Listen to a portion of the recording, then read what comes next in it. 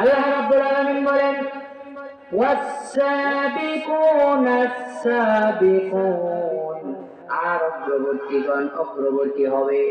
আল্লাহ রাব্বুল আলামিন এই কথার মানে বুঝিয়েছেন, দুনিয়াতে যারা আল্লাহকে মানতে অগ্রবর্তী, দুনিয়াতে যারা কোরআনকে সঠিকভাবে মানে, হাদিসকে সঠিকভাবে মানে, দুনিয়াতে যারা আল্লাহর রাস্তায় থাকে, আগে থাকে, এরা জান্নাতেও আগে থাকবে।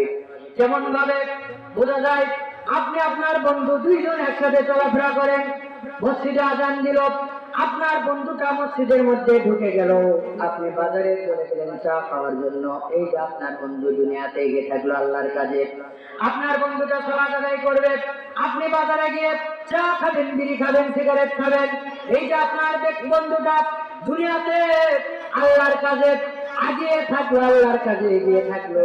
আল্লাহ রাব্বুল আলামিন বলছেন, এই যে যারা আল্লাহর কাজে দুনিয়াতে এগিয়ে থাকে, আল্লাহর কাজে আল্লাহর ডাকে সাড়া দেয়, আর যারা সাড়া দেয় না, এই সাড়া দেওয়া ব্যক্তিগুলো জান্নাতের মধ্যেও আগের কাতারে থাকবে, আর যারা সাড়া দেয় না তারা পেছন দিকেই থাকবে, আর পেছন সাইড মানে হলো জাহান্নাম। আপনি দুনিয়াতে যদি আল্লাহর কাজে এগিয়ে থাকেন, আল্লাহ রাব্বুল আলামিন আপনাকে জান্নাতেও আগিয়ে রাখবে।